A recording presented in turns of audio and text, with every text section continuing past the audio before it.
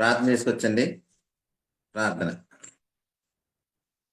సర్వకృపానిధి, సర్వాధికారి, పరిశుద్ధుడా, ప్రేమ నమ్మకములు కలిగినటువంటి మా ప్రియ పరలోకపు తండ్రి, మీ పరిశుద్ధ మహోన్నత హెచ్చింపు గణనామనకై స్తుతులు స్తోత్రములు, ఘనత మహిమ ప్రభావములు చెల్లించుకొనిస్తున్నాము తండ్రి.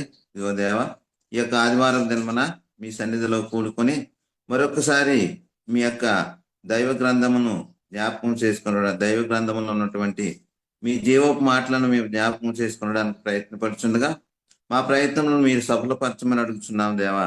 ఆత్మ ద్వారా రాయించబడినటువంటి సంగతులతో సరిచూసుకొనిచుండగా మీ సహాయము, మీ పరిశుద్ధ ఆత్మ సహాయం మాకు దయచేసి మీ చిత్తములో, మీ ఇష్టములో మేము మాట్లాడుకోవడానికి కృప చూపమని అడుగుతున్నాం దేవా. ఈ సమయం అందు నన్ను మరుగుపరిచి నీ నోటి బోరగా వాడుకొని ఏ హృదయములకు ఏ విధంగా నీ యొక్క స్వరము వినిపింపబడాలో తండ్రి, ఆ నీ చిత్తమును మీ ఇష్టమును వెల్లడి చేయమని మాతో మీరుండమని మీ ప్రియకుమారుడును మా రక్షకుడైనటువంటి యేసు క్రీస్తు ప్రభుల వారి ద్వారా ఈ ప్రార్థన సమర్పించుకుని వేడుకొనిస్తున్నాం మా పరమ తండ్రి. ఆమేన్. కూడి వచ్చినటువంటి దేవుని కుమారులకు, దేవుని కుమార్తెలకు యేసు క్రీస్తు నామంలో వందనములు. మన తండ్రి అయినటువంటి దేవునికి స్తుతులు, స్తోత్రములు. ప్రియులారా, మనం చెప్పుకోబోయే అంశం ఏమిటంటే, దేవునిని ఎరిగిన వాడవా లేక దేవుని చేత ఎరుగబడిన వాడవా? ప్రియులారా, మరొకసారి, దేవునిని ఎరిగిన వాడవా లేక దేవుని చేత ఎరుగబడిన వాడవా? ప్రియులారా, మనం పరిశీలన చేసినట్లయితే ఇప్పుడు మనము దేవుని సన్నిధిలో ఉన్నాము. దేవుడు మనలను చూస్తున్నాడు, మనలను పరిశీలిస్తున్నాడు అనేటటువంటి ఆలోచన కలిగి దేవుని సన్నిధిలో మనం ఉండాలి. ఎందుకంటే ప్రియులారా, మనలను ఎవరైనా ఈ లోకంలో గుర్తించాలంటే ఒక పని చేయాలి. ప్రియులారా, మనలను గుర్తించాలంటే ఒక పని చేయాలి.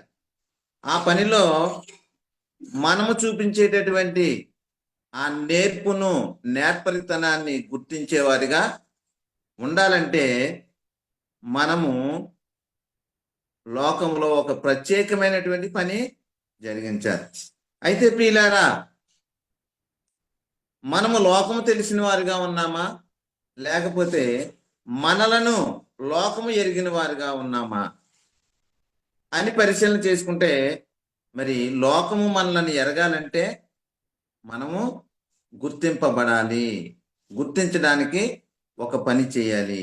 అదేవిధంగా ఇక్కడ మనం పరిశీలన చేసినట్లయితే మన అంశం ఏమిటంటే, దేవునిని ఎరిగిన వాడివా లేక దేవుని చేత ఎరుగబడిన వాడివా? అయితే లోకములో ప్రియులారా, మేము దేవునిని ఎరిగిన వారము అని ప్రతి ఒక్కరూ చెప్పుకుంటున్నారు. ఏమంటున్నారంటే లోకంలో ఉన్నటువంటి ప్రతి ఒక్కరూ మేము దేవునిని ఎరిగిన వారము అంటున్నారు ప్రియులారా.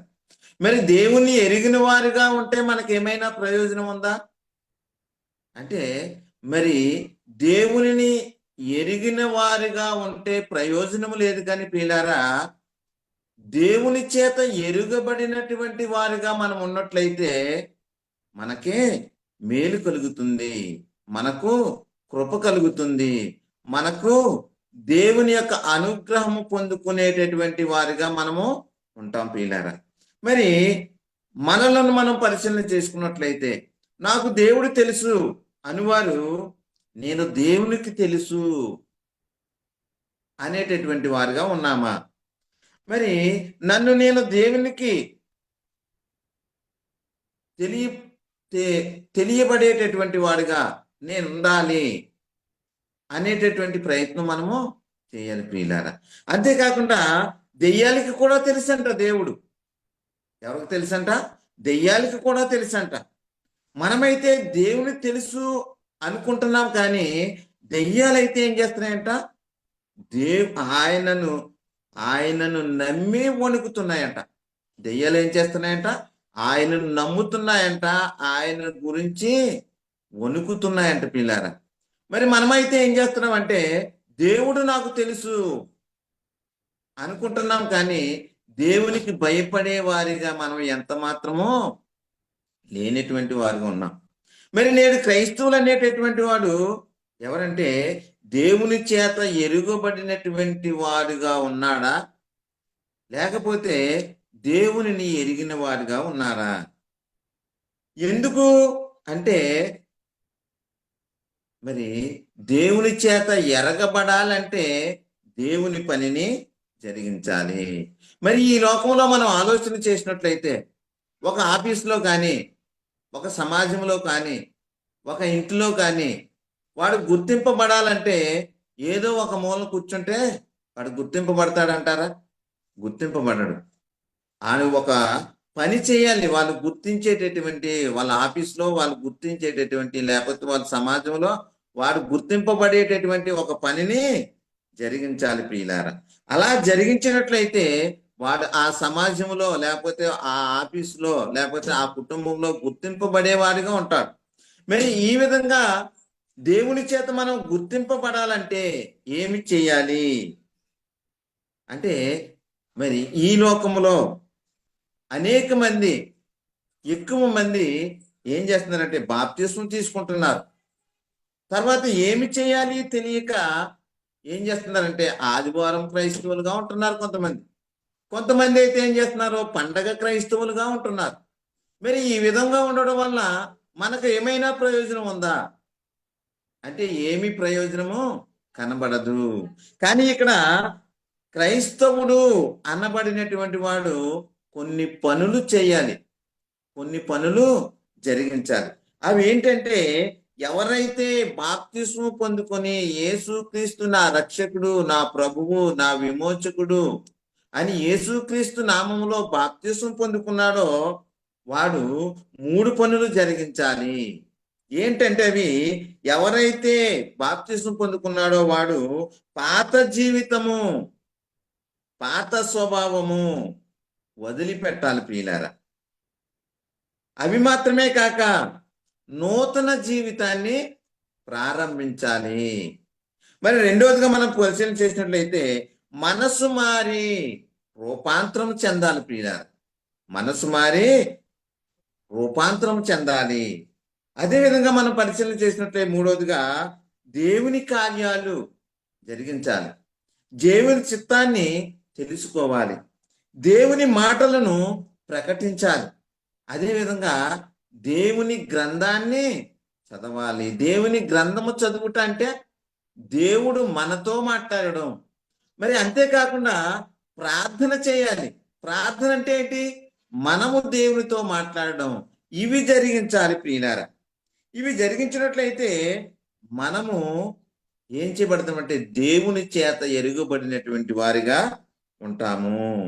అయితే ప్రియులారా, ఇక్కడ మనం పరిశీలన చేసినట్లయితే యేసుక్రీస్తు ప్రభు వారు ఏమంటున్నారంటే, తండ్రి నేను ఏకమై ఉన్నాము అంటున్నారు. నేను ఆయనను ఎరుగుదును, ఆయన నన్ను ఎరుగును అంటున్నారు ప్రియులారా. మరి క్రైస్తవులుగా ఉన్నటువంటి మన యొక్క జీవితం, మన యొక్క పౌరస్థితి ఎక్కడ ఉందంటే పరలోకమందున్నది అని బైబిల్ గ్రంథం చెప్తుంది ప్రియులారా. మనం ఇక్కడ పరిశీలన చేసినట్లయితే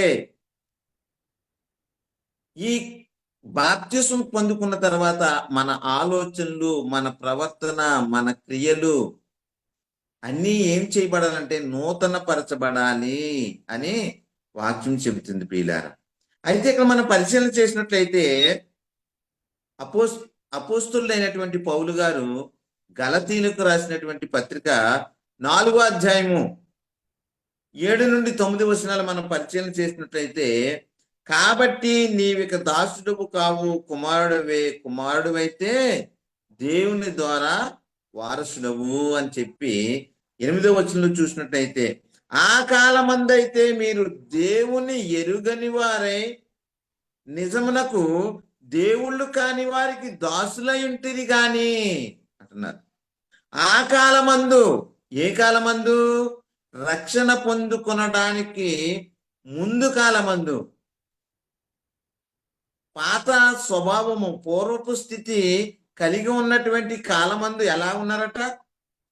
దేవుణ్ణి ఎరుగని వారై నిజమునకు దేవుళ్ళు కాని వారికి దాసులైంటిది అని చెప్పి, ఇప్పుడైతే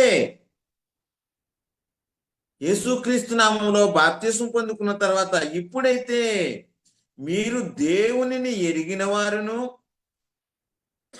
మరి విశేషముగా దేవుని చేత ఎరుగబడిన వారునై ఉన్నారు. ఇప్పుడు ఎలా ఉన్నారట?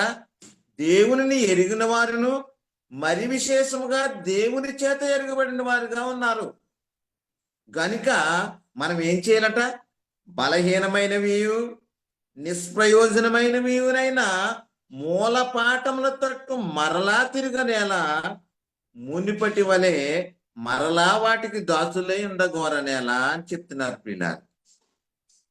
మరి మనం ఏమి వదిలిపెట్టి యేసుక్రీస్తు నామములో బాప్తిసం పొందుకుంటున్నామంటే, పాత స్వభావాన్ని, బలహీనమైనటువంటి వాటిని, నిష్ప్రయోజనమైనటువంటి వాటిని వదిలిపెట్టి మనం ఏం చేయబడుతున్నాం? రక్షణ పొందుకుంటున్నాం, బాప్తిసం పొందుకుంటున్నాం. ఆ పొందుకున్నటువంటి మనము ఏం చేయకూడదట? మునిపటి వలె మరలా వాటికి దాసులై ఉండవలెనని, ఉండగోరనేలా. ఈ రక్షణ పొందుకున్నటువంటి మనము, దేవుని చేత ఎరగబడినటువంటి వారుగా ఉన్నటువంటి మనము ఏం చేయవలంట? మునిపటి వలె మరలా వాటికి దాసులై ఉండకూడదు. ఏం చేయాలా? మనము దేవుని ఎరిగిన వారుగా ఉన్నాము కాబట్టి మనము దేవునికి ఇష్టమైనటువంటి పనులు జరిగించాలి. అయితే మనము నిష్ప్రయోజనమైన వాటి తట్టు తిరగకూడదు, బలహీనమైనటువంటి వాటి తట్టు మనము తిరగకూడదు అని చెప్తున్నారు పిల్లారా. ఇక్కడ మనం పరిశీలన చేసినట్లయితే, ఒకప్పుడు మనం ఎలా ఉన్నాము అంటే బలహీనమైన వారుగా ఉన్నాం, నిష్ప్రయోజనమైనటువంటి వారుగా ఉన్నాము. మరి ఇప్పుడు మనం ఎలా ఉన్నామంటే దేవుని చేత ఎరుగబడినటువంటి వారిగా ఉన్నాము, దేవుని కుటుంబంలో చేర్చబడినటువంటి వారుగా ఉన్నాము. కాబట్టి మనలను ఎవరు పరిశీలిస్తున్నారంటే దేవుడు పరిశీలిస్తున్నాడు. కాబట్టి మనము దేవుని చేత ఎరుగబడేటటువంటి కార్యములు జరిగించే వారిగా ఉండాలి. అయితే మనం ఇక్కడ పరిశీలన చేసినట్లయితే, యేసుక్రీస్తు ప్రభు వారు ఈ లోకానికి వచ్చి మరి ఏమి జరిగించారు అని మనం పరిశీలన చేసినట్లయితే, యోహాను సువార్త 10వ అధ్యాయము 15వ వచనంలో చూసినట్లయితే, తండ్రి నన్ను ఎలాగూ ఎరుగునో, నేను తండ్రిని ఎలాగూ ఎరుగుదునో, అలాగే నేను నా గొర్రెలను ఎరుగుదును, నా గొర్రెలు నన్ను ఎరుగును, మరియు గొర్రెల కొరకు నా ప్రాణము పెట్టుచున్నాను అంటున్నారు పిల్లారా. యేసుక్రీస్తు ప్రభు వారు ఎందుకు వచ్చారు ఈ లోకానికి అంటే, తండ్రి పని జరిగించడానికి, తండ్రి చెప్పినటువంటి కార్యాలని జరిగించడానికి. అంటే నా గొర్రెలు నన్ను ఎరుగును, మరియు ఏమంటున్నారు? గొర్రెల కొరకు నా ప్రాణము పెట్టుదును. ఆ గొర్రెల కొరకు తన ప్రాణాన్ని పెట్టడానికి వచ్చారు ఆయన. ఆ గొర్రెల కొరకు తన ప్రాణం పెట్టడం వల్ల తండ్రి ఆయనని ఎరిగిన వారుగా ఉన్నారు. మరి గొర్రెల కొరకు తన ప్రాణం పెట్టాలి అనేటటువంటి ఆలోచన ఏమిటంటే, తండ్రి పని జరిగించాలి అని ఆయన ఈ లోకానికి వచ్చారు. కాబట్టి ఆయన అంటున్నాడు, నన్ను ఎలాగూ ఎరుగునంటే నేను ఆయన పని జరిగిస్తున్నాను కాబట్టి ఆయన నన్ను ఎరుగును అని ఇక్కడ చెప్తున్నారు పిల్లారా. ఇక్కడ యోహాను సువార్త 8వ అధ్యాయం 55వ వచనంలో చూసినట్టయితే, మీరు ఆయనను ఎరుగరు. ఎవరంట? నేను దేవుని ఎరుగుదును అని చెప్పుకునేవారు ఏం చేస్తున్నారట? మీరు ఆయనను ఎరుగరు, నేను ఆయనను ఎరుగుదును. యేసుక్రీస్తు ప్రభు వారు ఎవరిని ఎరుగునట? తనను పంపినటువంటి తండ్రిని ఎరుగును, తనను పంపినటువంటి దేవుని ఎరుగును. కనుక ఇక్కడ అంటున్నారు, మీరు ఆయనని ఎరుగరు, నేను ఆయనని ఎరుగుదును, ఆయనను ఎరుగునని నేను చెప్పిన ఎడ్ల మీ వలనే నేనును అబద్ధికుడునై ఇందును గాని నేనాయనను ఎరుగుదును, ఆయన మాట గైకొనుచున్నాను అంటున్నాడు పిల్ల. ఆయన మాట గైకొంటున్నారు కాబట్టే నా గొర్రెల కొరకు నా ప్రాణం పెట్టుదును అని చెప్తున్నారు పిల్లారా. మరి ఈ లోకంలో ఉన్నటువంటి వారు ఆయనని ఎరుగునా అంటే ఆయనని ఎరుగము అన్నట్టుగా ఉన్నారు పిల్లారా. నేడు క్రైస్తవులు నేడు క్రైస్తవులు దేవుని చేత ఎరుగబడినటువంటి వారుగా ఉన్నారా, దేవునిని ఎరుగని వారిగా ఉన్నారా అని మనం పరిశీలన చేస్తే దేవునిని ఎరిగిన వారిగా ఉన్నారు. మరి దేవుని చేత ఎరుగబడినటువంటి వారుగా ఉండాలంటే ఏమి చేయాలంటే మరి ప్రేమగా ఉండాలి పిల్లలు. దేవుని చేత ఎరుగబడినటువంటి వారుగా ఉండాలంటే ఏం చేయాలంటే ప్రేమ కలిగి ఉండాలి. మనం పరిశీలన చేసినట్లయితే కొరింథీయులకు రాసినటువంటి మొదటి పత్రిక 13వ అధ్యాయము 1 నుండి 3 వచనాలు మనం పరిశీలన చేసినట్లయితే, మనుష్య భాషలతోనూ దేవదూతల భాషలతోనూ నేను మాట్లాడినను ప్రేమ లేని వాడినైతే మ్రోగెడు కంచును గనగనలాడు తాళమునయుందును అంటున్నాడు పిల్లారు. ఇంకా చెప్తున్నాడు, ప్రవచించు కృపావరము కలిగి మర్మములన్నీయు జ్ఞానమంతయు ఎరిగిన వాడనైనను కొండలను ప్లెకరింపగల పరిపూర్ణ విశ్వాసము కలిగిన వాడనైనను ప్రేమ లేని వాడనైతే వ్యర్థుడను అంటున్నాడు పిల్లారు. ఏముండాలట? ప్రేమ కలిగి ఉండాలట. ఆ ప్రేమ కలిగి ఉన్నప్పుడే మనం ఏం చేయగలుగుతామంటే దేవుని చేత ఎరుగబడినటువంటి వారిగా ఉంటాము. అందుకే యేసుక్రీస్తు ప్రభువారు ఏమన్నారు? గొర్రెల కొరకు నా ప్రాణం పెట్టుదును. మరి ప్రేమ కలిగి ఉన్నవాడు ఏం చేస్తాడంటే ప్రాణం పెట్టేటటువంటి వాడుగా ఉంటాడు. ఎప్పుడంటే దేవుని పనిలో, దేవుని సువార్తలో, దేవుని పరిచర్యలో దేవుని కొరకు తన ప్రాణం పెట్టేటటువంటి వాడిగా ఉంటాడు. ఎప్పుడైతే తన ప్రాణాన్ని సువార్త కొరకు పెట్టేవాడిగా ఉన్నాడో వాడిని దేవుడు ఎరిగేవారిగా ఉంటారు ప్రియులారా. మరి ఇక్కడ ఏమంటున్నాడంటే భాషలతో మాట్లాడినను, దేవదో కృపావరములు కలిగినను, జ్ఞానమంతయు ఎరిగిన వాడినైనను, కొండలు పెకలింపగలిగేటటువంటి పరిపూర్ణ విశ్వాసము గలవాడనైనను. మరి దేవుని పనిని జరిగించకుండా ఉన్నట్లయితే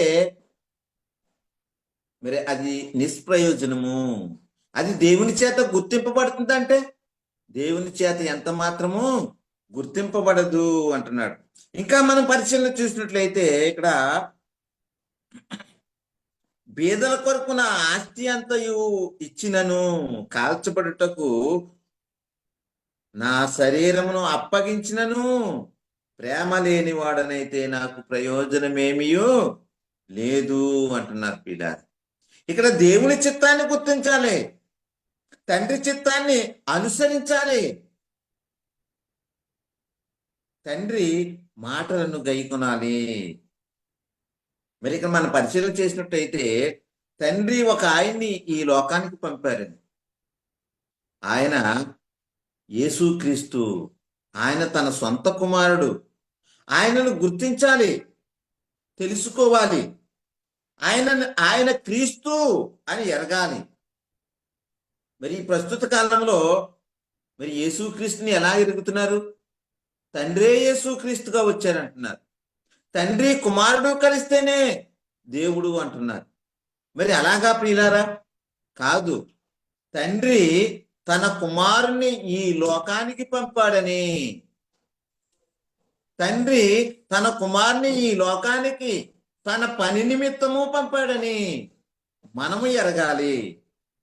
అందుకే యేసుక్రీస్తు ప్రభు వారు అంటున్నారు, యోహాను సువార్త 17వ అధ్యాయము 3వ వచనంలో చూసినట్లయితే, అద్వితీయ సత్యదేవుడు అయిన నిన్నును నీవు పంపిన యేసుక్రీస్తును ఎరుగుటయే నిత్య జీవము అంటున్నారు ప్రియులారా.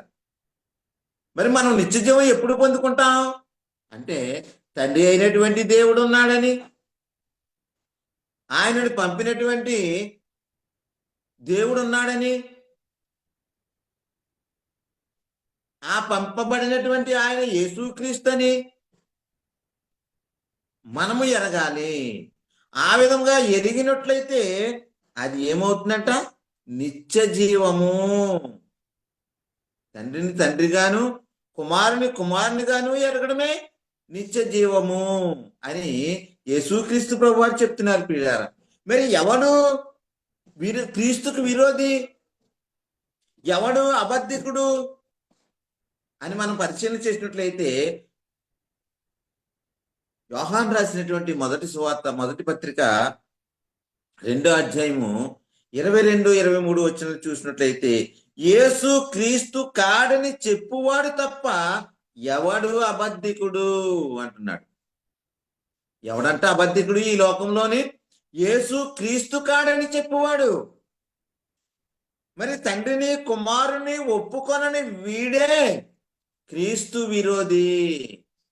ఈ లోకంలో అనేక మంది ఏం చేస్తున్నారంటే, తండ్రిని కుమారుణ్ణి ఎరుగనటువంటి వారుగా ఉన్నారు. తండ్రి కుమారుడిగా వచ్చాడని నమ్ముతున్నారు. తండ్రి కుమారుడు కలిస్తేనే దేవుడు అంటున్నారు. ఆయన ఈ లోకానికి నరవతారిగా వచ్చారు అని చెబుతున్నారు పిల్లారా. మరి అది కాదు, యేసు క్రీస్తు కాడని చెప్పువాడు తప్ప ఎవడు అబద్ధికుడు? యేసుక్రీస్తు ప్రభు యేసు క్రీస్తుగా ఈ లోకానికి వచ్చాడు. దేవుని చేత అభిషేకింపబడి రక్షకుడుగా ఈ లోకానికి పంపబడినటువంటి యేసు క్రీస్తు అని నమ్మాలి ప్రియులారా. తండ్రిని కుమారుని ఒప్పుకోవాలి ప్రియులారా. అలా ఒప్పుకొనట్లయితే వాడు క్రీస్తు విరోధిగా ఉంటున్నాడు అని చెప్తున్నాడు ప్రియులారా. ఇంకా 23వ వచనంలో చూసినట్లయితే, కుమారుని ఒప్పుకొనని ప్రతి వాడును తండ్రిని అంగీకరించేవాడు కాదు. ఏంటంటే ప్రియులారా, కుమారుని ఒప్పుకొనని ప్రతి వాడును తండ్రిని అంగీకరించేవాడు కాదు. ఇంకా చెప్తున్నాడు, కుమారుని ఒప్పుకొని వాడు తండ్రిని అంగీకరించేవాడు. ఎవరైతే కుమారుని ఒప్పుకుంటున్నాడో వారు ఎవరిని అంగీకరిస్తున్నారు అంటే, తండ్రి అయినటువంటి దేవుడు తన కుమారుడైనటువంటి యేసుక్రీస్తుని ఈ లోకానికి పంపాడు అని అంగీకరించాలి. మరి కుమారుని ఒప్పుకొనకపోతే వారి తండ్రిని ఒప్పుకుంటారా ప్రియులారా? ఒప్పుకొనలేనటువంటి స్థితిలో లోకం ఉన్నది. మరి ఇక్కడ మనం పరిశీలన చేసినట్లయితే, మన బోధ, మన మాట, మన పాట ఎలా ఉండాలి? తండ్రిని తండ్రిగాను కుమారుని కుమారునిగాను బోధించాలి ప్రియులారా. తండ్రికి పాటలు పాడాలి, కీర్తనలు పాడాలి. కుమారుని పాటలు పాడాలి, కీర్తనలు పాడాలి. కానీ ఇక్కడ ఏం చేస్తున్నారంటే, తండ్రికి పాటలు పాడుతున్నారు, కుమారుని పాటలు పాడుతున్నారు, యేసయ్యా అని పాడుతున్నారు ప్రియులారా. ఇది ప్రకటన జరిగిస్తున్నారు. ప్రకటనలో తండ్రి అయినటువంటి దేవుడు ఉన్నాడు, తను పంపినటువంటి కుమారుడైనటువంటి యేసుక్రీస్తు ఉన్నాడు అని చెబుతున్నారు. మరి పాటలలో యేసు అయ్యా అని పాడుతున్నారు ప్రియులారా. ఈ అయ్యా అని పాడే పాటల్లో అది దేవుణ్ణి గణపరిచేదిగా ఉందా? దేవుని మహిమపరిచేదిగా ఉందా? మరి మన బోధలోనేనా? మరి పాటలోనా? మరి బోధలోనేనా? మరి మాటలోనో? వీళ్ళరా గుర్తించాలి. గుర్తించకపోయినట్లయితే అది దేవునికి వ్యతిరేకమైనటువంటి బోధ. మరి మనము గుర్తించాలి ప్రియులారా. ఇంకా చెప్తున్నాడు, తెస్సలోనికి రాసినటువంటి మొదటి పత్రిక 1వ అధ్యాయము 4వ వచనంలో చూసినట్లయితే, ఏలయనగా దేవుని వలన ప్రేమింపబడిన సహోదరులారా, మీరు ఏర్పరచబడిన సంగతి అనగా మా సువార్త మాటతో మాత్రము కాక శక్తితోనూ పరిశుద్ధాత్మతోనూ సంపూర్ణ నిశ్చయతతోనూ మీ యొద్దకు వచ్చి ఉన్నదని సంగతి మాకు తెలియను అంటున్నాడు ప్రియులారా. ఈ బోధ, ఈ సువార్త, ఈ మాట ఏం చేయబడాలంటే ప్రియులారా, శక్తితోనూ, మన సొంత శక్తితో కాదు ప్రియులారా, దేవుని శక్తితోనూ పరిశుద్ధాత్మతోనూ సంపూర్ణ నిశ్చయత కలిగి ఉండాలి ప్రియులారా. మనం పాడే పాట దేవునికి పాడుతున్నామా, యేసుక్రీస్తుకు పాడుతున్నామా? నిశ్చయత లేదు. నిశ్చయత లేనటువంటి పాటల వలన దేవుడు మహిమపరచబడతాడంటే మహిమపరచబడడు. మరి ఒక కుమారుడు ఉండేవాడట. ఆ కుమారుడు తండ్రి చేత, తల్లి చేత, ఒక అధికారి చేత మరి గుర్తింపబడాలంటే ఏమి చేయాలంటే పని చేయాలి.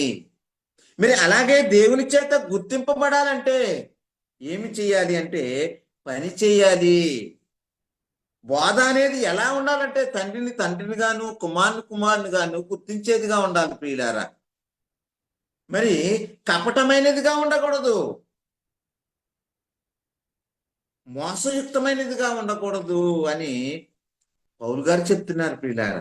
తెస్సలోనికలు రాసినటువంటి పత్రిక, మొదటి పత్రిక 2వ అధ్యాయము 3, 4 వచనాలు చూసినట్లయితే, ఏలయనగా మా బోధ కపటమైనది కాదు, అపవిత్రమైనది కాదు, మోసయుక్తమైనది కాదు.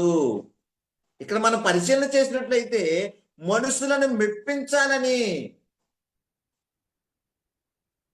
మనుషులతో వారు మనుషులను సంతోష పెట్టాలని, మనుషుల వలన సన్మానాలు పొందుకోవాలని నటనలు నటిస్తున్నారు ప్రియులారా.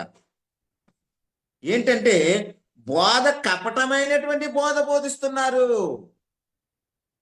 మరి అపవిత్రమైనటువంటిదిగా బోధిస్తున్నారు. ఏది అపవిత్రమైనదంటే తండ్రిని కుమారుని ఏకపరిచేసేదే కపటమైనటువంటి బోధ, అపవిత్రమైనటువంటి బోధ. తండ్రిని గాను, కుమారుడు గాను ప్రకటించాలి. మరి అలా కాకుండా మోసపరుస్తున్నారు ప్రియులారా సంఘాన్ని, మోసం చేస్తున్నారు ప్రియులారా సంఘాన్ని, తప్పుదోవ పట్టిస్తున్నారు ప్రియులారా సంఘాన్ని. సంఘంలో బోధ తండ్రిని గాను, కుమారుని గాను బోధిస్తున్నాం. మరి పాటలలో యేసు ప్రభువా, యేసయ్యా అని పాడుతున్నారు. మరి ప్రార్థనలో తండ్రి నీ రక్తాన్ని నాకు ఇచ్చావు అంటున్నారు. తండ్రి నా పాపాల కొరకు నీ రక్తాన్ని కార్చావు అంటున్నారు. మరి ఇది ఏ రకమైనటువంటిది?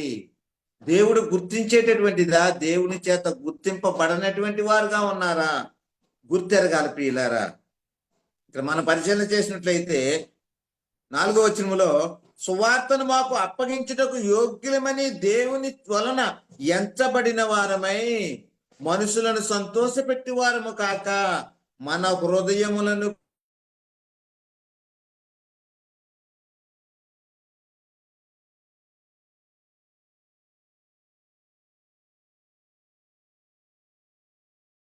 దేవునినే సంతోషపెట్టి వారమే బోధించుచున్నాము అంటున్నారు ప్రియులారా.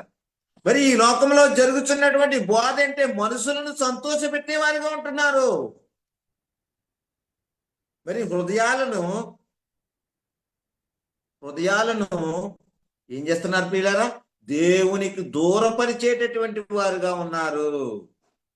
కానీ ఇక్కడ పౌలు గారు అంటున్నారు, హృదయములను పరీక్షించు దేవునినే సంతోషపెట్టి వారమై ఉన్నాము. మా హృదయంలో ఒక బోధ ఉంచుకొని బయట ఒక బోధ చేయడం లేదు. మా హృదయంలో ఏమైతే ఉన్నదో, దేవుడు దేనినైతే పరీక్షిస్తున్నాడో దానినే మీకు బోధిస్తున్నాము. మిమ్మల్ని సంతోషపెట్టేవారిగా మేము వేషధారణ వేసుకోవడం లేదు అని పౌలు గారు చెబుతున్నారు ప్రియులారా. దానిని మనం గుర్తించాలి. చూడండి, ఇక్కడ మనం పరిశీలన చేసినట్లయితే దేవుడు మనలను ఎప్పుడు ప్రేమిస్తాడు? మనము దేవుని చేత ఎప్పుడు ప్రేమింపబడతాము అని మనం పరిశీలన చేసినట్లయితే సరి అయినటువంటి బోధ చేయాలి, సత్య సంబంధమైనటువంటి బోధ చేయాలి అని పౌలు గారు చెప్తున్నారు ప్రియులారా. ఇక్కడ మనం పరిశీలన చేసినట్లయితే తెస్సలోనికీయులకు రాసినటువంటి మొదటి పత్రిక 2వ అధ్యాయం 5వ వచనంలో చూసినట్లయితే మీరెరిగి ఉన్నట్టు మేము ఇచ్చకపు మాటలనైనను ధనాపేక్షను కప్పిపెట్టు వ్యాసమునైనను ఎన్నడను వినియోగింపలేదు. ఇందుకు దేవుడే సాక్షి. ఎవరు సాక్ష్యం అంటే ప్రియులారా? సంఘంలో ఉన్నటువంటి ఈ పెద్ద కాదు నాకు సాక్షి, సంఘము మీరు కాదు నాకు సాక్షి. ఎవరట? ఏమంటున్నారంటే మీరు ఎరిగినట్టు మేము ఇచ్చకపు మాటలు, ఇచ్చ మా యందు ఇచ్చ కలగడానికి మమ్మలను మీరు గుర్తించాలి, సంఘము గుర్తించాలి అని మిమ్మల్ని పొగిడేటటువంటి మాటలు కాదు, ఇచ్చకపు మాటలు కాదు, ధనాపేక్షను కప్పిపెట్టు వ్యాసము కాదు. మేము మీ దగ్గర బోధించేది ఏంటంట? ఎన్నడూను అలాంటి మాటలు వినియోగింపక మీకు ఏం బోధిస్తున్నామంటే సత్య సంబంధమైనటువంటి బోధ బోధిస్తున్నాము.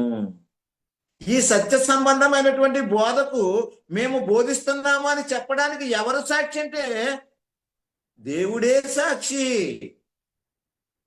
దేవుడే సాక్షి అని పౌలు గారు ఎంత నిక్కచ్చిగా, ఎంత యథార్థముగా మరి మాట్లాడుతున్నారో. మరి ఈ మాట ప్రస్తుత బోధకులుగా ఉన్నటువంటి వారు, ప్రస్తుత సువార్త ప్రకటిస్తున్నటువంటి వారు మరి దేవుడే నాకు సాక్షి అని చెప్పగలిగేటటువంటి ధైర్యము ఉన్నదా? మనల్ని మనం పరిశీలన చేసుకునవలసినటువంటి అవసరం ఉన్నది ప్రియులారా. ఆ విధంగా ఉన్నప్పుడే దేవుని చేత ఎరుగబడినటువంటి వాడిగా ఉంటావు.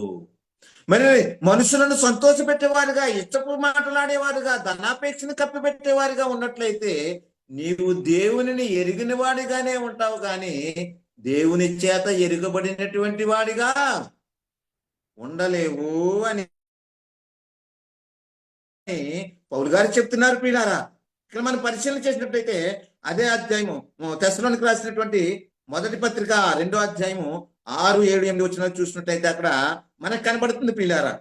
మరియు మేము క్రీస్తు యొక్క అపోస్తులమై ఉన్నందున అధికారము చేయుటకు సమర్థులమై ఉన్నను మీ వల్లనే గాని ఇతరుల వల్లనే గాని మనుషుల వల్ల కలుగు ఘనతను మేము కోరలేదు. ఎవరి వల్లంట? మనుషుల వల్ల కలిగేటటువంటి ఘనత మాకు అవసరము లేదు.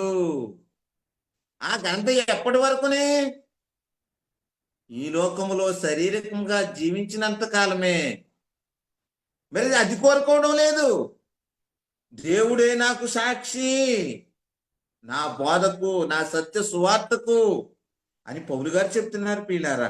ఈ విధంగా చెబుతూ ఆ సంఘాన్ని ఎలాగ సాగుతున్నారంటే వాళ్ళు ఇక్కడ మాట్లాడుతున్నాడు 7వ వచనంలో, అయితే స్తన్యమిచ్చు తల్లి తన సొంత బిడ్డను గారవించినట్లుగా మేము మీ మధ్య సాధువులమై ఉంటుమి. ఎంత మాట్లాడుతున్నాడు, ఎంత ప్రేమ కలిగి మాట్లాడుతున్నారో చూడండి ప్రియులారా. స్తన్యమిచ్చు తల్లి తన సొంత బిడ్డను గారవించినట్లుగా మేము మిమ్మల్ని అలా చూస్తున్నాం. మీతో మేము సన్మానాలు పొందుకోవాలని కాదు, మీరే మా మహిమ కిరీటము, మీరే మా పత్రికలు అలా తయారు చేయడానికి వారు ఎంత తగ్గించుకుంటున్నారో. స్తన్యమిచ్చు తల్లి తన సొంత బిడ్డను గారవించినట్లుగా మేము మీ మధ్య సాధువులమై ఉంటిమి. మేము అధికారం చెలాయించడం లేదు, మీరు కానుకలు తేండి అని చెప్పడం లేదు. ఆ సత్య సువార్తలో మీరు గుర్తెరగండి, తండ్రిని తండ్రిగాను కుమారుని కుమారునిగాను గుర్తెరగండి. అది గుర్తెరిగినట్లయితే మీరు నిత్య జీవానికి వారసులవుతారు అని మేము మీ మధ్య సాధువులుగా ఉన్నాము అని చెప్తున్నారు పిల్లారా. మీ 8వ వచనం చూసినట్లయితే మీరు మాకు బహుప్రియులై ఉంటుంది. మీరెవరంట? మీరు కానుకలు ఇచ్చారని కాదు, మీరు మమ్మలను సంతోష పెట్టారని కాదు, మీరు మా మాటలలో ఆనందించారని కాదు. మిమ్మల్ని మీరేం చేయాలంట? మిమ్మల్ని దేవుని ఎరిగినటువంటి వారుగా, దేవుని కుమారుడైనటువంటి యేసుక్రీస్తుని ఎరిగినటువంటి వారుగా మిమ్మల్ని చేయాలని మీరు మాకు బహుప్రియులై ఉంటుంది కనుక మీ యందు విశేషాపేక్ష గల వారమై దేవుని సువార్తను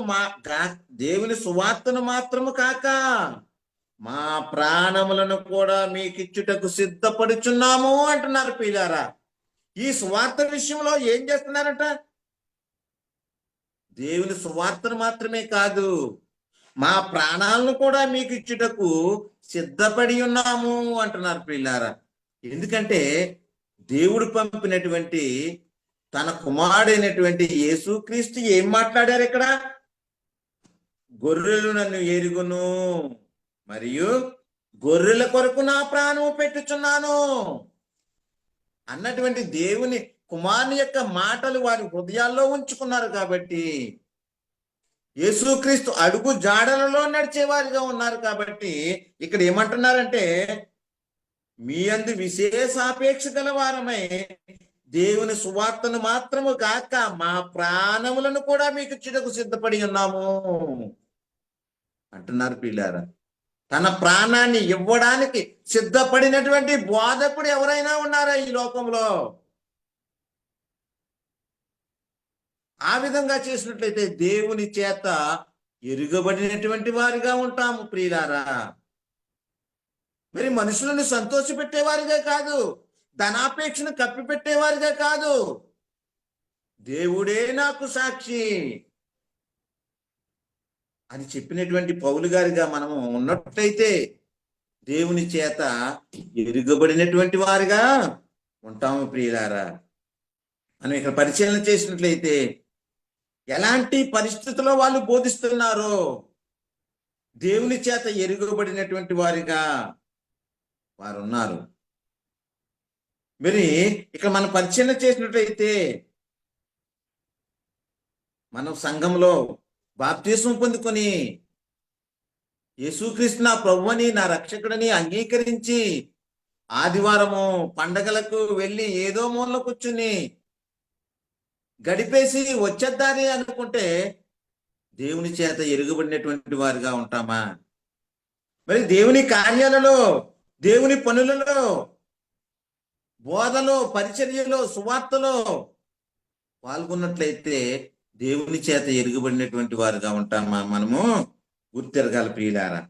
ఇక్కడ మనం పరిశీలన చేసినట్లయితే కొరింథీయులకు రాసినటువంటి 2వ పత్రిక 12వ అధ్యాయము 14-15లో చూసినట్టయితే, ఇదిగో ఈ 3వసారి మీ వద్దకు వచ్చుటకు సిద్ధముగా ఉన్నాను, వచ్చినప్పుడు మీకు భారముగా ఉండను.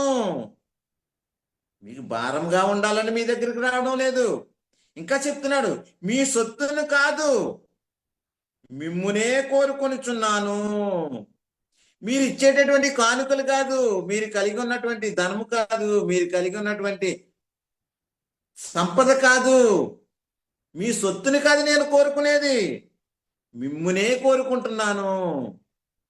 మిమ్ముని పరలోకానికి తీసుకుని వెళ్ళాలని, మిమ్మల్ని నిత్య జీవానికి తీసుకుని వెళ్ళాలని, మీరు తండ్రిని కుమారుని ఎరిగిన వారిగా ఉండాలని 3వసారి మీ వద్దకు వచ్చుతున్నాను అని చెప్తున్నాడు పిల్లారా.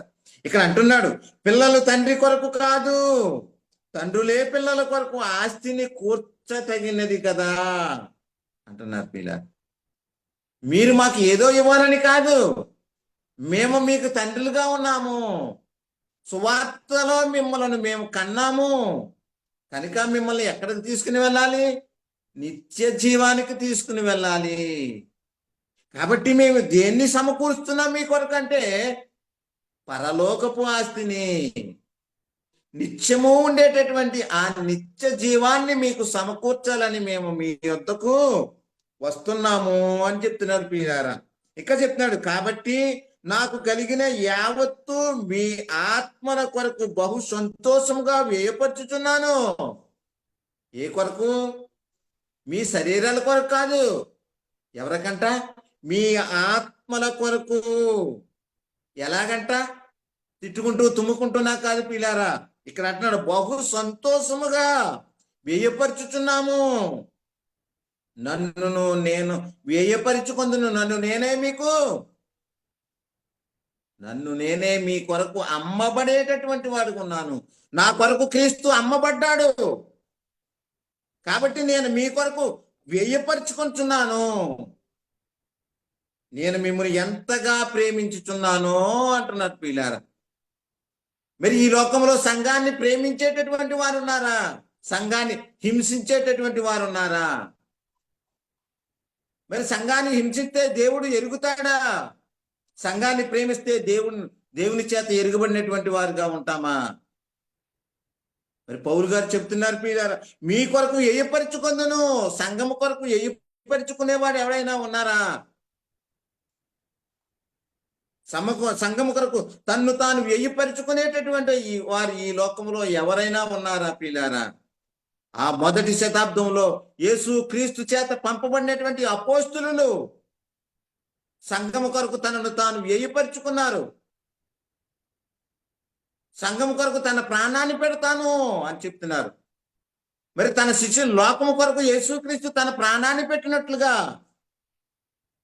గొర్రెల కొరకు నా ప్రాణము పెట్టుదును అంటున్నారు యేసుక్రీస్తు ప్రభువారు. మరి సంఘము కొరకు నా ప్రాణమును వ్యయపరుచుకొందును అంటున్నారు పౌలు గారి ప్రియులారా. మరి ఏది మనం చేసేటటువంటి సువార్త మరి మనం గుర్తెరగాలి ప్రియులారా. ఇక్కడ మనం పరిశీలన చేసినట్లయితే ఈ లోకంలో మరి అలాగా దేవుని కొరకు వ్యయపరుచుకున్న వారు, దేవుని కొరకు సమర్పించుకున్నటువంటి వారు, దేవుని చేత ఎరుగబడినటువంటి వారుగా ఉన్నటువంటి వారు ఎవరైనా ఉన్నారా అని మనం పరిశీలన చేసినట్లయితే ఇక్కడ యాకోబు రాసినటువంటి పత్రిక 2వ అధ్యాయము 23వ వచనం మనం చూసినట్లయితే, కాబట్టి అబ్రహాము దేవుని నమ్మెను, అది అతనికి నీతిగా ఎంచబడెను అను లేఖనము నెరవేర్చబడెను, మరియు దేవుని స్నేహితుడు అని అతనికి పేరు కలిగెను. ఎందుకంట ప్రియులారా? మరి లోకములో అనేకులు ఉన్నారు. ఇక్కడ ఏమి పేరు కలిగి ఉన్నాడు ఈయన? దేవుని స్నేహితుడు అని అతనికి పేరు కలిగెను. ఎందుకు కలిగెను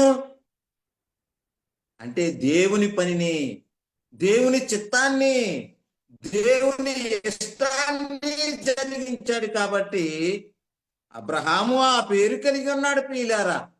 తన స్నేహితుని కొరకు తన ప్రాణమును పెట్టివాడి కంటే తన సహోదరుని ప్రేమించేవారు ఎవరు అని యేసుక్రీస్తు ప్రభు వారు చెప్తున్నారు ప్రియులారా. మరి ఇక్కడ దేవుని స్నేహితుడుగా ఉన్నాడు అబ్రహాము. ఎందుకంటే తను నీతి జరిగించాడు. ఇంకా మనం పరిశీలన చేసినట్లయితే హెబ్రీయులకు రాసినటువంటి పత్రిక 3వ అధ్యాయం 5వ వచనం చూసినట్లయితే, ముందు చెప్పబోవు సంగతులకు సాక్షాత్ముగా మరి మోషే పరిచారకుడైంది దేవుని ఇల్లంతటిలో నమ్మకముగా ఉండెను. ఏంటంటే ప్రియులారా, దేవుని ఇల్లంతటిలో నమ్మకముగా ఉండెను అంటున్నాడు ప్రియులారా. ఎందుకు నమ్మకము అంటే ఈ లోక సంబంధమైనటువంటి ఆ ఐగుప్తు సింహాసనాన్ని వదులుకున్నాడు ప్రియులారా. ఎందుకంటే క్రీస్తు విషయమై నింద గొప్ప భాగ్యమని మోషే గారు ఎరిగి ఉన్నారు కనుక మరి అందుకే ఏమంటున్నారు, మోషే గారిని దేవుడు అంటున్నారు, దేవుని ఇల్లంతటిలో నమ్మకముగా ఉండెను. మరి నీవు నేను ఆ పేరును, ఆ నమ్మకత్వాన్ని, ఆ స్నేహితత్వాన్ని పొందుకోవాలంటే అబ్రహాము వలె జీవించాలి, మోషే వలె నమ్మకత్వం కలిగి ఉండాలి. మరి అంతేకాకుండా ఇంకా మనం పరిశీలన చేసినట్లయితే దావీదు గారు గురించి అంటున్నారు, ఆయన నా హృదయానుసారుడు అని దేవుడే సాక్ష్యం చెప్తున్నారు పిల్లారా.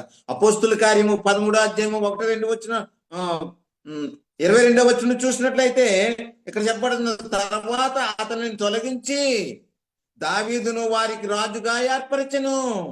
మరియు ఆయన నేను యెష్షయి కుమారుడైన దావీదును కొనుగొంటిని. ఆ విధంగా కొనుగొనేటటువంటి ప్రవర్తన, ఆ విధంగా కనుగొనబడేటటువంటి ఆలోచన, ఆ విధంగా కొనగడబడేటటువంటి నీతి, యథార్థత, పరిశుద్ధత నీలో, నాలో, మనలో ఉన్నట్లయితే దావీదును కనుగొన్నటువంటి దేవుడు నిన్ను నన్ను కనుగొంటాడు ప్రియులారా. అందుకే అంటున్నాడు ఇక్కడ, ఆయన అంటున్నాడు, నేను యెష్షయి కుమారుడైన దావీదును కనుగొంటిని, అతడు నా ఇష్టానుసారుడైన మనుష్యుడు. మరి దేవుని చేత మనం ఎరగబడినటువంటి వారుగా ఉన్నట్లయితే ఈ విధంగా మాట్లాడతారు పిల్లల, నా ఇష్టానుసారుడైన మనుషుడు. మరి దేవుని ఇష్టాన్ని నువ్వు ఎప్పుడైనా నెరవేరుస్తున్నావా? నీ శరీర సంబంధమైనటువంటి కోరికలకు, నీ శరీర సంబంధమైనటువంటి సౌఖ్యాలకు దేవుని సువార్తను పణంగా పెడుతున్నావా? దేవుని సువార్తను నీవు వ్యర్థముగా ఉచ్చరిస్తున్నావా? మరి నువ్వు గుర్తెరగాలి ప్రియులారా. దేవుడు అంటున్నాడు, నా ఇష్టానుసారుడైన మనుషుడు, అతడు నా ఉద్దేశములన్నీ నెరవేర్చునని చెప్పి అతనిని గూర్చి సాక్ష్యం ఇచ్చెను అంటున్నాడు ప్రియులారా. ఆయన ఏం చేస్తాడంట? దావీదు నా ఉద్దేశములన్నీ నెరవేరుస్తాడట. మరి దేవుని ఉద్దేశాలు నెరవేర్చేవారిగా మనం ఉన్నామా? మన ఉద్దేశాలు ప్రకటించేవారిగా ఉన్నామా? దేవుని ఉద్దేశాలకు విలువ ఇచ్చేవారిగా ఉన్నామా? మన ఉద్దేశాలను విలువకు అమ్ముకునేవారిగా ఉన్నామా? గుర్తెరగాలి ప్రియులారా. ఇక్కడ మనం పరిశీలన చేసినట్లయితే ఇంకా అంతేకాకుండా యోబు గారి గురించి సాక్ష్యం ఇస్తున్నారు ప్రియులారా దేవుడు. మరి నోవాహు గారి గురించి సాక్ష్యం ఇస్తున్నారు ప్రియులారా దేవుడు. ఈ లోకంను ఎదిగినప్పుడు నీవే యథార్థవంతుడిగా, నీతిపరుడుగా నాకు కనపడ్డావు అని నోవాహు గారితో చెప్తున్నాడు. మరి యోబు గారి గురించి సాతానుతో ఏమంటున్నారు? నా సేవకుడైన యోబును నీవు చూసితివా అని చెప్తున్నారు ప్రియులారా. మరి దేవాతి దేవుడు, పరలోకంలో ఉన్నటువంటి దేవుడు ఈ మంటి శరీరము కలిగినటువంటి మనలను గుర్తిస్తున్నాడే, మన కొరకు సాక్ష్యం ఇస్తున్నారే. మరి అలాంటి గుర్తింపు, అలాంటి దేవుని చేత ఎరుగబడేటటువంటి స్థితి మనలో ఉన్నదా? మన కార్యాలలో ఉందా? మన ప్రవర్తనలో ఉందా? మన మాటలో ఉందా? మన పాటలో ఉందా? మన బోధలో ఉందా? గుర్తెరగాలి ప్రియులారా. గుర్తెరిగినట్లయితే మనలను దేవుడి చేత ఎరుగబడేటటువంటి వారుగా మనం ఉంటాము. మరి ఈ లోకంలో మనం పరిశీలన చేసినట్లయితే మరి మనం ఏం చేయాలంటే లేఖనాల్లో చెప్పినట్లు దేవుని చిత్తాన్ని జరిగించాలి. దేవుని యొక్క స్థానాన్ని మనము నిలవబెట్టాలి. ఇక్కడ మనం పరిశీలన చేసినట్లయితే దేవునికి అవిధేయులుగా ఉన్నటువంటి వారు ఉన్నారు ప్రియులారా. దేవుని చేత ఎరుగబడినటువంటి వారిని మనం కనుగొన్నాం. అబ్రహాము, మోషే, దావీదు, యోబు గారు, నోవాహు గారిని మనం గుర్తెరిగాం. మరి దేవుని చేత గుర్తింపబడాలి అని ఎన్నుకున్నా సరే, దేవుడు వారికి స్వాస్యాన్ని ఇచ్చినా సరే దానిని నిలబట్టుకొనలేనటువంటి వారిని కొందరిని మనము చూస్తాం ప్రియులారా. ఎక్కడంటే హెబ్రీయులకు రాసినటువంటి పత్రిక 12వ అధ్యాయము 16-17 వచనంలో చూసినట్లయితే, ఒక్క పూట కూటి కొరకు తన జ్యేష్ఠత్వపు అప్పును అమ్మివేసిన యాసావు వంటి భ్రష్టుడైనను వ్యభిచారి అయినను ఉండినేమో అని జాగ్రత్తగా చూచుకునుడి. మరి అబ్రహాము వలె, మోషే వలె, దావీదు వలె, యోబు వలె, నోవాహు వలె దేవుని చేత ఎరుగుబడినటువంటి వారిగా ఉన్నటువంటి మనము మరి ఇలాంటి స్వభావం కలిగి ఉన్నట్టయితే దేవుడిచ్చినటువంటి స్థానాన్ని, దేవుడిచ్చినటువంటి అనుగ్రహాన్ని, దేవుడిచ్చినటువంటి మరి తలాంతులను పోగొట్టుకునేవారిగా ఉంటున్నామేమో. మరి ఇక్కడ మనం పరిశీలన చేసినట్లయితే మరి ఒక్క పూట కూటి కొరకు మీరు ఏం చేశారంటావు? యాసావు గారు తన జ్యేష్ఠత్వపు హక్కును అమ్మి వేసుకున్నాడంట ప్రియులారా. మరి జ్యేష్ఠత్వము గొప్పదా, ఒక్క పూట కూడి గొప్పదా ప్రియులారా? ఆ దినమునకు తినకపోతే వాడు చనిపోతాడా? కానీ అక్కడ ఏం చేశాడు? ఒక్క పూట కూటి కొరకు తన జ్యేష్ఠత్వపు హక్కును అమ్మి వేసుకున్నటువంటి భ్రష్టుడు, వ్యభిచారి అంటున్నాడు ప్రియులారా దేవుడు. మరి అలాంటి ఆలోచనలు, అలాంటి స్వభావాలు మనలో ఉన్నాయేమో. అలాంటివి ఉన్నట్లయితే తర్వాత చెప్తున్నాడు 17వ వచనంలో, యాసావు తర్వాత ఆశీర్వాదం పొందగోరి కన్నీళ్లు విడిచుచు దానికోసము శ్రద్ధతో వెతికినను మారు మనసు పొందను నవకాశము దొరకక విసర్జింపబడెను. మరి క్రీస్తుని రక్షకుడిగా నీవు అంగీకరించి బాప్తిసం పొందుకొని ఎలాంటి స్థితిలోనికి పోయినట్లయితే నిన్ను రక్షించడం ఎవరి తరమో కాదని గుర్తెరగల ప్రియులారా. అందుకే యాసావు ఏం చేశాడట? తర్వాత ఆశీర్వాదం పొందుకోవాలని కన్నీళ్లు విడిచాడట, శ్రద్ధతో వెతికాడట. మరి మారు మనసు పొందుకునే అవకాశం ఆయనకి లేక విసర్జింపబడ్డాడంట ప్రియులారా. మరి ఇంకా మనం పరిశీలన చేసినట్లయితే ఫిలిప్పీలకు రాసినటువంటి పత్రిక 3వ అధ్యాయం 18, 19 వచనంలో, అనేకులు క్రీస్తు శిలువకు శత్రువులుగా నడుచుకొనిచున్నారు, వీరిని గురించి మీతో అనేక పర్యాయములు చెప్పి ఇప్పుడును ఏడ్చుచూ చెప్పుచున్నాను అని పౌలు గారు చెప్తున్నారు ప్రియులారా. అనేక పర్యాయాలు చెప్పాను, ఇప్పుడు ఏడ్చుచూ చెప్తున్నాను. క్రీస్తును తండ్రిని ఎరగండి, తండ్రిని తండ్రినిగాను క్రీస్తునిగాను ఎరగండి. అందుకే ప్రతి పత్రికలో తండ్రిని తండ్రిగా చూపిస్తున్నాడు, కుమారుని కుమారుడిగా చూపిస్తున్నాడు. ఎందుకంటే ఆ తండ్రిని కుమారుని ఎరుగుటి నిత్య జీవము కాబట్టి. అది నేను చెప్తున్నాను, ఇప్పుడు కూడా చెప్తున్నాను, ఏడ్చుచూ చెప్తున్నాను. వినండి, విశ్వసించండి, నిత్య జీవానికి వారసులవ్వండి. ఈ ఒక్క పూట కూటి కొరకు తన జ్యేష్ఠత్వపు హక్కును అమ్మేసుకున్నాడు. మరి అలాంటి స్థితిలో మీరున్నారేమో అని చెప్తున్నాడు ప్రియులారా. ఇక్కడ మనం చూసినట్లయితే ఫిలిప్పీలకు రాసినటువంటి పత్రిక 3వ అధ్యాయము 19వ వచనంలో, నాశనమే వారి అంతము, వారి కొడుపే వారి దేవుడు, తాము సిగ్గుపడవలసినటువంటి సంగతులు యందు అతిశయపడుచున్నారు. మరి ఆ సిగ్గుపడేటటువంటి సంగతులను బహిరంగముగా ప్రకటిస్తున్నారు ప్రియులారా. ఆ సిగ్గుపడవలసిన సంగతులను బహిరంగముగా పాడుతున్నారు ప్రియులారా. మరి గుర్తెరిగిన వారంటారా? మేము దేవుని ఎరిగిన వారము అనుకుంటున్నారే కానీ దేవుని చేత ఎరుగబడినటువంటి వారుగా ఉన్నామా? మరి గుర్తెరగండి ప్రియులారా.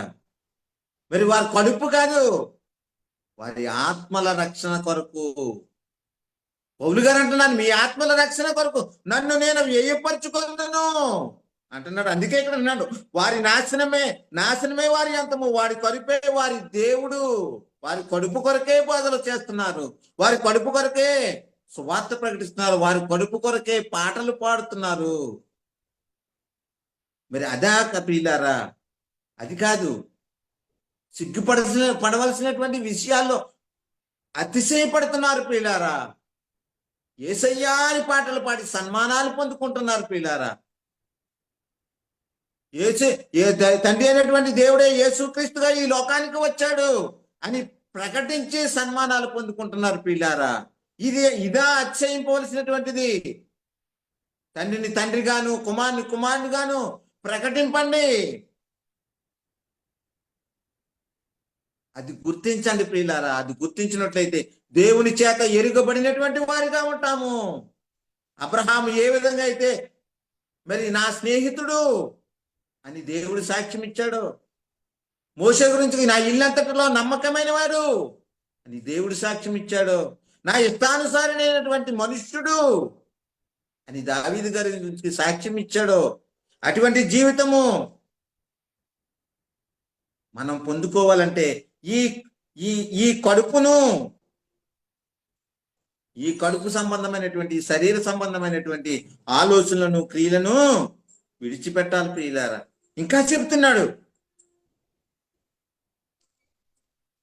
యోహాను రాసినటువంటి మొదటి పత్రిక 3వ అధ్యాయము 12వ వచనంలో, మనము కయ్యూను వంటి వారమై ఉండరాదు. ఎవరమంట? మనం కయ్యూను వంటి వారమై ఉండదు. ఎందుకంటే వాడు దుష్టుని సంబంధి అయి తన సహోదరుని చంపెను. తన సహోదరుని చంపాడంటే ప్రియులారా. సహోదరుని ఎవరు చంపుతాడు? దుష్టుడు చంపుతాడు. మరి యేసుక్రీస్తు ప్రభువారు ఏమంటున్నారు? సహోదరుని కొరకు తన ప్రాణమును పెడతాను అంటున్నాడు. మరి ఇక్కడ కయ్యూను ఏం చేశాడు? తన సహోదరుని చంపాడు. అందుకే దుష్టుడు, వాడు దుష్టుని సంబంధి. వాడు అతన్ని ఎందుకు చంపాడు అంటే, తన క్రియలు చెడ్డవియు తన సహోదరుని క్రియలు నీతి గలవై ఉన్నందుననే కదా. మరి అందుకే దేవుడు మరి హేబేలు రక్తము గురించికి, హేబేలును గుర్తించారు కాబట్టి, నీ తమ్ముడైనటువంటి హేబేలు ఎక్కడ ఉన్నాడు కయ్యూను అని అడుగుతున్నారు. ఎందుకంటే నీతి కలిగినటువంటి తన క్రియలను దేవుడు గుర్తించాడు కాబట్టి, నీతి కలిగినటువంటి హేబేలును ఎరిగాడు కాబట్టి కయ్యూనును అడుగుతున్నాడు, నీ తమ్ముడైన హేబేలు ఎక్కడా? ఆ నీతిమంతుని రక్తము నాకు గోజాడుతుంది. నీవు దుష్టుడు అయిపోయి, దుష్టుని సంబంధి అయిపోయి నీ సహోదరుని చంపేవే అని చెప్తున్నారు ప్రియులారా. మరి అలాంటి వారిగా మనం ఉన్నామా? ఇక్కడ మనం పరిశీలన చేసినట్లయితే ఇంకను మరి చెప్తున్నారు యేసుక్రీస్తు ప్రభు వారి యూదుల గురించి. యోహాను సువార్త 8వ అధ్యాయం 43-44 వచనంలో, మీరేలా నా మాటలు గ్రహింపకున్నారు? మీరు నా బోధ విననేరకుండటం వలననే కదా. మీరు నా బోధ వినటం లేదు. నేను తండ్రి యొద్ద నుండి వచ్చాను, తండ్రి మాటలే చెబుతున్నాను అని చెబుతుంటే వీళ్ళు ఏమంటున్నారు? దేవునితో సమానముగా చేసుకుంటున్నాం అంటున్నాడు. మరి దేవునితో సమానముగా చేసుకునడానికి ఆయన ఎవరు? దేవుని కుమారుడు, దేవుని అద్వితీయ కుమారుడు. సృష్టికి దేవుని ప్రథమ సృష్టి అన్నాడు యేసుక్రీస్తు ప్రభువారు. అలాంటి ఆయన చెప్తున్నాడు, దేవుడు నా తండ్రి, దేవుడు పంపగా ఈ లోకానికి వచ్చాను అని చెబుతుంటే ఆ యూదులేని వారు ఏం చేస్తున్నారు ప్రియులారా? మీరు నా మాట గ్రహింపకున్నారు, మీరు నా బోధన వినకున్నారు. నా మాట వినండి మీరు, అప్పుడు నేను ఎవరు పంపితే వచ్చాను అన్నది మీరు గుర్తెరుగుతారు. కానీ నా మాటలను మీరు గ్రహింపకున్నట్లయితే మీరు మీ ఆలోచనలు ఎలా చేయబడతాయి? అందుకే ఇక్కడ అంటున్నాడు 44వ వచనంలో, మీరు మీ తండ్రి యొక్క అపవాది సంబంధులు. మీ ఆలోచనలో, మీ తలంపుల్లో, మీ కార్యాలలో అపవాది చోటు చేసుకున్నాడు. అపవాదికి మీరు స్థానం ఇచ్చారు కాబట్టి మీరు నా మాటలు వినడం లేదు. మీ తండ్రి దురాశ నెరవేర్చకోరుచున్నారు. మీ తండ్రి దురాశ ఏంటంటే దేవుని కుమారుడుగా వచ్చినటువంటి నన్ను అంతం చేయాలని, ఈ లోకానికి రక్షణ కలగకుండా చేయాలని. మీ తండ్రి అపవాది సంబంధిగా ఉన్నటువంటి మీరు ఆ అపవాది యొక్క దురాశను నెరవేర్చేవారిగా ఉన్నారు. కానీ మీరు నా మాటలు ఎలా గైకొనుకున్నారు.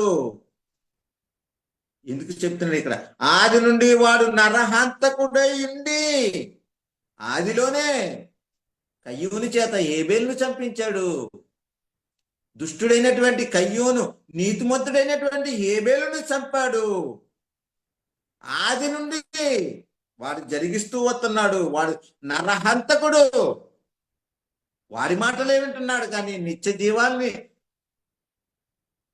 నిత్య జీవపు మాటలు ఎలా వినుకున్నారు మీరు అని చెప్తున్నాడు.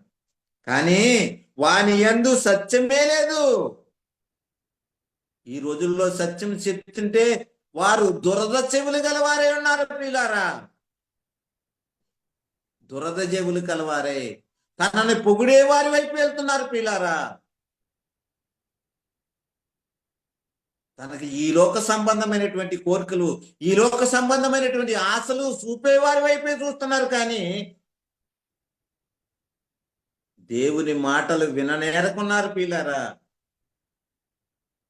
వాడు అబద్ధం ఆడినప్పుడు తన స్వభావమును అనుసరించి మాట్లాడును. వాడు అబద్ధికుడును, అబద్ధమునకు జనకుడునై ఉన్నాడు అంటున్నాడు ప్రియులారా. వాడి స్వభావము ఏంటంటే కలిపి చెరిపెడి స్వభావము. ఆ కలిపి చెరిపే వాని యొక్క మాటలే వింటున్నారు, కానీ నా బోధ, నా మాట మీరేలా చెవిని పెట్టకున్నారు అని యేసుక్రీస్తు ప్రభు వారు తను జీవించిన కాలంలో పరిచర్యలు యూదులతో మాట్లాడుతున్నటువంటి మాట ప్రియులారా. ఇంకా మనం పరిశీలన చేసినట్లయితే యేసుక్రీస్తు ప్రభు వారు అంటున్నారు, యోహాను సువార్త 5:42 నేను మిమ్మల్ని ఎరుగుదును, దేవుని ప్రేమ మీలో లేదు. దేవుని ప్రేమ మీలో లేదు, ఎంత మాత్రం ఉన్నాయి. దేవుని ప్రేమ మీలో ఉన్నట్లయితే నన్ను గుర్తించుదురు, నన్ను పంపినటువంటి తండ్రిని గుర్తించుదురు. మరి దేవుని ప్రేమ మీలో ఎంత మాత్రమూ లేదు అని యేసుక్రీస్తు ప్రభు వారు చెప్తున్నారు ప్రియులారా. ఇక్కడ మనం పరిశీలన చేసినట్లయితే ఇంకా అపోస్తుల కార్యం 19:14-15 చూసినట్టయితే అక్కడ మరి ఆ స్కేవయను ఒక ప్రధాన యాజకుని యొక్క కుమారులు 7 వారు అక్కడ కార్యాలు జరిగిస్తున్నారట. మరి అక్కడికి వచ్చినటువంటి వారిని చూసి అంటుంది ఆ దయ్యం, ఆ అపవాది అంటున్నాడు ఏమంటే 15 అందుకు ఆ దయ్యము నేను యేసును గుర్తురుగుదును, పౌలును కూడా ఎరుగుదును, గాని వీరెవరు? ఎవరిని ఎరుగునంట? ఆ దయ్యము చెప్తుంది. ఆ దయ్యానికి అధిపతిగా ఉన్నటువంటి ఆ సాతాను చెప్తున్నది, యేసును గుర్తెరుగుదును, పౌలును కూడా ఎరుగుదును, మీరెవరు అని అడుగుతుంది ప్రియులారా. ఇక్కడ మనం పరిశీలన చేసినట్లయితే యాకోబు పత్రిక 2:19-21 చూసినట్లయితే దేవుడు ఒక్కడే అని నీవు నమ్ముచున్నావు, అలాగూ నమ్ముట మంచిదే. దయ్యములను నమ్మి వణుకుచున్నవి. ఏం చేస్తున్నాయంట? దయ్యములు నమ్మి వణుకుతున్నాయంట. నీవైతే నమ్ముతున్నావు, నీవైతే ఏమంటున్నావు? నాకు దేవుడు తెలుసు, దేవుడు తెలుసు, దేవుడు తెలుసు అంటున్నారు, కానీ దేవుని గురించినటువంటి దేవుడు చూస్తున్నాడు, దేవుడు హృదయాంతరంగములను పరిశీలించేటటువంటి దేవుడు అని నమ్మి వణుకుతున్నారా మీరెవరైనా? మరి ఇక్కడ ఏమవుతుంది ప్రియుల? దయ్యములు నమ్మి వణుకుచున్నాయంట ప్రియులారా. నాకు దేవుడు తెలుసు అని విర్రవీగుచున్నావు, నాకు దేవుడు తెలుసు అని దేవుడు గుర్తించినటువంటి కార్యాలను జరిగిస్తున్నావు. మరి ఇక్కడ మనం పరిశీలన చేసినట్లయితే ఇక్కడ 20వ వ్యర్థుడా, క్రియలు లేని విశ్వాసము నిష్ఫలమైనదని తెలుసుకో. క్రియలు లేని విశ్వాసము ఎలాంటిదంట? వ్యర్థము, నిష్ఫలమైనదని. మన పితరుడైన అబ్రహాము తన కుమారుడైన ఇస్సాకును బలిపీఠం మీద అర్పించినప్పుడు అతని క్రియల వలన నీతిమంతులని తీర్పు పొందెను. అబ్రహాం ఏం చేశాడంటే ప్రియుల, ఒకగానొక కుమారుడైనటువంటి ఇస్సాకును బలిగా అర్పించడానికి వెనుతీయక ఏం చేశాడు? బలిపీఠం మీద అర్పించినప్పుడు ఏం చేశాడట? అతడు క్రియల వలన నీతిమంతుడని తీర్పు పొందాడు. మరి మనము ప్రేమిస్తున్నాము, దేవుణ్ణి ప్రేమిస్తున్నాను అంటే సరిపోతుందా ప్రియులారా? మరి నేను భార్యను ప్రేమిస్తున్నాను అంటే ఏం చేస్తున్నావు? మరి పిల్లలను ప్రేమిస్తున్నాను అంటే ఏం చేస్తున్నావు? మరి దేవుణ్ణి ప్రేమిస్తున్నాను అంటే ఏం చేస్తున్నావు? క్రియ చేయాలి ప్రియులారా, పని చేయాలా, సువార్త పని చేయాలా, సువార్త పరిచర్య పని చేయాలా. నేను దేవుని ఎరుగుదును అని చెప్పుకుంటున్నారు. నేను దేవుణ్ణి ఎరుగుదును అని చాలా మంది అంటున్నారు పిల్లలు. ఇక్కడ మన పరిశీలన చేసినట్లయితే తీతుకు రాసినటువంటి మొదటి పత్రిక 16వ అధ్యాయము 16వ వచనం చూసినట్టయితే, దేవుని ఎరుగుదుమని వారు చెప్పుకొందురు గాని అసహ్యులను, అవిధేయులను, ప్రతి సత్కార్యము విషయము భ్రష్టులనై ఉంది, తమ క్రియల వలన ఆయనను ఎరుగమన్నట్టున్నారు. వారి మాటలలో అనుకుంటే సరిపోదు ప్రియులారా, వారి క్రియలు ఎలా ఉండాలి? దేవుడు గుర్తించే విధంగా ఉండాలి. మరి దేవుడు గుర్తించాడు కాబట్టి అబ్రహాము నా స్నేహితుడు అన్నాడు. దేవుడు మోషేను గుర్తించాడు కాబట్టి నా ఇల్లంతటిలో నమ్మకమైన వాడు అన్నాడు. మరి దేవుడు దావీదును గుర్తించాడు కాబట్టి నా హృదయానుసారుడు అన్నాడు. మరి ఇక్కడ క్రియలు లేని విశ్వాసము నిష్ఫలము అంటున్నారు పీడారు. ఇంకా మనం పరిశీలన చేసినట్టయితే వారు ఏం చేస్తారట? దేవుని ఎరుగుదుమని వారు చెప్పుకొందరు. దేవుని ఎరుగుదుము అని చెప్పుకుంటున్నారే కానీ వారు ఏం చేస్తున్నారట? ఇక్కడ మనం పరిశీలన చేసినట్లయితే తిమోతికి రాసినటువంటి 2వ పత్రిక 3వ అధ్యాయం 5వ వచనంలో చూసినట్టయితే, అక్కడ మనం పరిశీలన చూసినట్టయితే చూడండి పిల్లరా, పైకి భక్తి గల వారి వలె ఉండియు దాని శక్తిని ఆశ్రయించని వారినై ఉండి ఇందురు అంటున్నారు పిల్లారా. పైకి ఎలా ఉంటారంట? భక్తి గలవారిగా ఉంటారంట.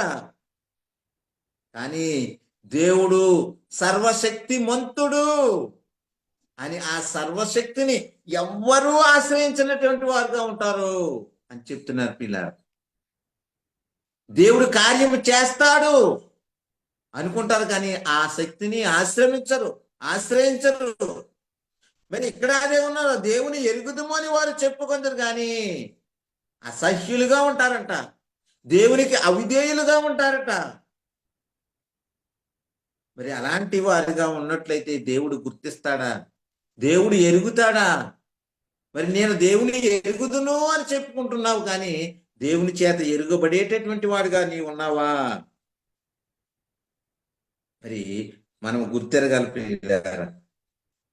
ఇక్కడ మనం పరిశీలన చేసినట్లయితే ప్రకటన గ్రంథము 2వ అధ్యాయం 16వ వచనంలో చూసినట్లయితే, కావున మారు మనసు పొందుము, లేని ఎడల నేను నీ యొద్దకు త్వరగా వచ్చి నా నోట నుండి వచ్చు ఖడ్గము చేత వీరితో యుద్ధము చేసేదను. మారు మనసు పొందుటకు దానికి సమయం ఇచ్చితిని గాని అది తన జాగ్రత్తను విడిచిపెట్టి మారు మనసు పొందనల్లదు. ఇదిగో నేను దాని వద్దకు వచ్చువారు దాని క్రియల విషయమై మారు మనసు పొందితేనే గాని సమయం ఇచ్చాడంట ప్రియులారా. ఆ సమయాన్ని మనం సద్వినియోగం చేసుకోవాలి. మనం కలిగి ఉన్నటువంటి పాప స్వభావాన్ని, మునిపటి స్థితిని, పూర్వపు స్థితిని వదిలిపెట్టాలి, నూతన పరచబడాలి, రూపాంతరం చెందాలి అని దేవుడు అవకాశం ఇస్తున్నాడు ప్రియులారా. ఇంకా మనం పరిశీలన చేసినట్లయితే హెబ్రీయులకు రాసినటువంటి పత్రిక 6వ అధ్యాయము 5-6 వచనాలు చూసినట్లయితే, దేవుని దివ్య వాక్యమును రాబోవు యుగ సంబంధమైన శక్తుల ప్రభావమును అనుభవించిన తర్వాత తప్పిపోయిన వారు తమ విషయంలో దేవుని కుమారుని మరలా సిలువ వేయుచు బాహాటముగా ఆయనను అవమానపరుచుచున్నారు గనుక మారు మనసు పొందునట్లు అట్టి వారిని మరలా నూతన పరచుట అసాధ్యము అంటున్నారు పిల్లారా. ఇది ఏం చేస్తారంట? దేవుని దివ్య వాక్యాన్ని రాబోవు యుగ సంబంధమైన శక్తుల ప్రభావాన్ని అనుభవించిన తర్వాత మరలా వెనకకు పోయినట్లయితే వారిని నూతన పరచుట అసాధ్యము. మరి నేను దేవుని ఎరిగిన వారును అని చెప్పుకొని దేవుని కుమారుని సిలువ వేసేటటువంటి బోధలు చేస్తున్నారు. దేవుని కుమారుని బాహాటముగా అవమానపరిచేటటువంటి బోధలు చేస్తున్నారు. మరి అలాంటి బోధలు చేసే వారికి నిత్యజీవం ఉన్నదంటారా ప్రియులారా? పరలోక రాజ్య ప్రవేశం ఉన్నదంటారా ప్రియులారా? అది గుర్తెరగాలి. నేను దేవునిని ఎరుగుదును అని చెప్పుకుంటున్నావా? నేను దేవుని చేత ఎరుగబడిన వాడను అని చెప్పుకుంటున్నావా? ఆ చెప్పుకున్నట్టులో నీ ప్రవర్తన, నీ ఆలోచన, నీ బోధ, నీ సువార్త, నీ పాట, నీ మాట దేవుని సంబంధమైనదిగా ఉందా? దేవునికి వ్యతిరేకమైనదిగా ఉందా?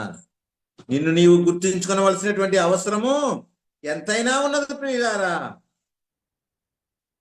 ఇక్కడ చెప్తున్నాడు హెబ్రీయులకు రాసినటువంటి పత్రిక 11:18 చూసినట్లయితే, ఎవడు ఆ వాగ్దానమును సంతోషముతో అంగీకరించెనో ఇస్సాకు వలననేది నీ సంతానమనబడును అని ఎవరితో చెప్పబడినో ఆ అబ్రహాము మృతులను సహితము లేపుటకు దేవుడు శక్తివంతుడని ఎంచిన వాడే.